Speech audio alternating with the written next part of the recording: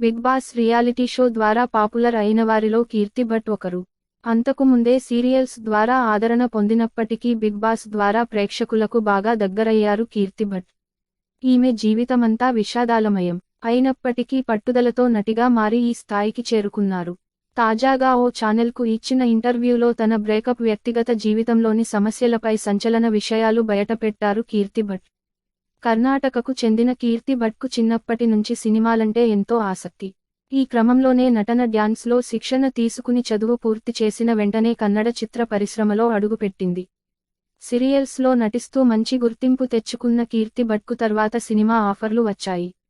మనసిచ్చి చూడుతో తెలుగువారిని పలకరించిన కీర్తి భట్ కెరీర్ను block buster serial Karthika దీపం మలుపు తిప్పింది. ఇందులో హిమ క్యారెక్టర్లో కీర్తి భట్ నటించి పాపులారిటీ సంపాదించుకున్నారు. 8 ఏళ్ల క్రితం జరిగిన రోడ్డు ప్రమాదంలో కీర్తి భట్ తన అన్నయ్య, వదిన తల్లిదండ్రులను కోల్పోయింది. అదే ప్రమాదంలో ఆమె కూడా తీవ్రంగా గాయపడి కోమాలోకి వెళ్లిపోయింది.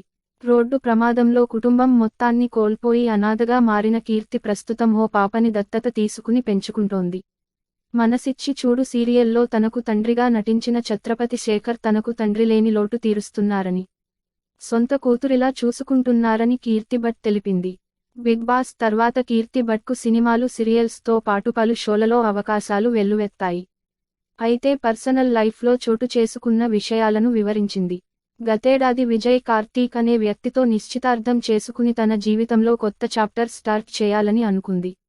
అమ్మాయిలకు పిల్లలు పుట్టారంటే వారిని పెళ్లి చేసుకోవడానికి ఎవ్వరూ ఇష్టపడరని, కానీ విజయ్ మాత్రం తన గురించి తెలిసి కూడా పెళ్లి చేసుకోవడానికి సిద్ధపడ్డారని కీర్తి భట్ తెలిపింది.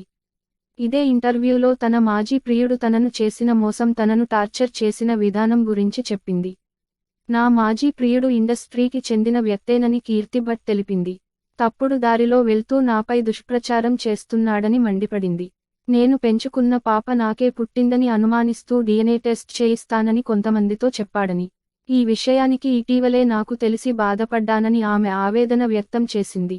నేను అతనిని డబ్బుల కోసం వేధించానని చెప్పుకుంటున్నాడని, కానీ నెలకు లక్షల్లో సంపాదించే నేను 12,000 సంపాదించే వ్యక్తిని డబ్బులు అడుగుతానా? అడగాల్సిన అవసరం ఏమైనా ఉందా అని కీర్తి భట్ ప్రశ్నించింది.